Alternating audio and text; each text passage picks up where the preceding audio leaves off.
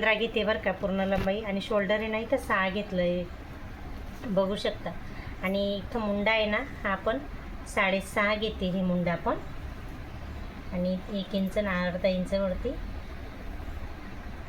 इथं छान असं राऊंडमध्ये गोल करायचं आहे. आणि पुढचा गळा आहे ना 7 घेते, गोल घ्यायचा आहे. हे बघा लांबीला 7 घेतला, हा मुंडा आहे ना 6.5 घेतला आहे. आणि रुंदीला आहे ना 2.5 घेते बरं का, नेहमीप्रमाणे बघू शकता तुम्ही. आणि आता छातीची एक घडी आहे ना 9.5 घ्यायची आहे. तर बघा इथं 9.5 घेतली मी. 38 साईजचं ब्लाऊज कटिंग आहे अजून पण तुम्हाला सांगते. आणि एक घडी घेतली 9.5ची. आणि कमरेची फिटिंग आहे ना 9 घेते. 36 साईजचं कमर आलेलं आहे, तर इथं 9 घेते मी एक घडी. थोडा जास्तीचा कपडा घेते 1.5 इंचचा इथं. बघा छान इथपर्यंत तर तुम्हाला समजलं ना. बघा पूर्ण लंबाई 15 घेतली, 4 फोल्ड केलेलं आहे. बॅकपार्टने फ्रंट पार्ट दोघं हे आपण वर हे इथून आहे ना कट करून घेऊ, म्हणजे बॅकपार्टने फ्रंट पार्ट वेगळे होतील. आणि बघा पूर्ण लंबाई 14 होती तर मी 15 घेतली. शोल्डर 6 घेतलं आहे, मुंडा 6.5 घेतला आहे. छातीची एक घडी 9.5 घेतली, कमरेची एक घडी 9 घेतलेली आहे. 2 इंच आणि 1.5 इंच जास्तीचा कपडा आपण फिटिंगसाठी घेतो तो घेतला आहे. पुढचा गळा घेतला आहे लांबीला 6, रुंदीला 2.5 घेतला आहे. इथून पण इथून पण बघा तुम्ही. खूप छान आणि सुंदर असं ब्लाऊज मी तुम्हाला कटिंग करून दाखवते.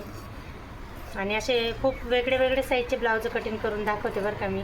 कारण 36 साईज, 38 साईज, 40 साईज. आता मागे 2-3 दिवसापूर्वी मी तुम्हाला आहे ना 48 साईजचं ब्लाऊज कटिंग दाखवलं बरं का. योगपट्टी ब्लाऊज कटिंग होतं. आणि ते कोणत्याही ब्लाऊजला आहे ना मी फार्मा का पेपर पॅटर्न काहीच नाही वापरत बरं का. इथं आहे ना गळा थोडासा मला आहे ना जास्त मोठा वाटला, त्याच्यामुळे मी कट करून थोडा मधूनच कटिंग केलं बरं का. आणि बघा आता हे ना कट करून घेतलं आहे. आणि आता आहे ना वरून आपल्याला प्रिन्सेस कट ब्लाऊज कटिंग करायचं आहे ना. तर बघा इकडे ना वरून मी 10.5चा पॉईंट घेतला इथून तर इथून 10.5 घेतला आहे बरं का. आणि हा आहे ना 3.5चा आपल्याला टिक करायची बघा. आणि हे 3 वरती हे 3.5 घेतलं, हे 3 घेतलं आहे. आणि इथून ये ना याचं मधलं 3 पासून परत आपल्याला इथं 2 घ्यायचं आहे बरं का. आणि सिद्धी लाईन आहे ना 1.5ची घ्यायची. हे बघा छान आणि सुंदर असं ब्लाऊज होतं बरं का प्रिन्सेस कट.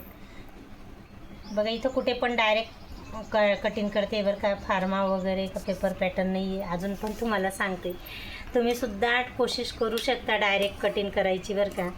कसं फार्माची जर पेपर पॅटर्नची म्हणजे सवय लागली ना तर आपल्याला त्याच्याशिवाय होऊन जात नाही. आणि डायरेक्ट कटिंग करायचं तर इतकं सोपं वाटतं ना, खूप छान वाटतं बरं का. आणि कसं पण आपण थोड्या कपड्यामध्ये सुद्धा ॲडजस्ट करू शकतो डायरेक्ट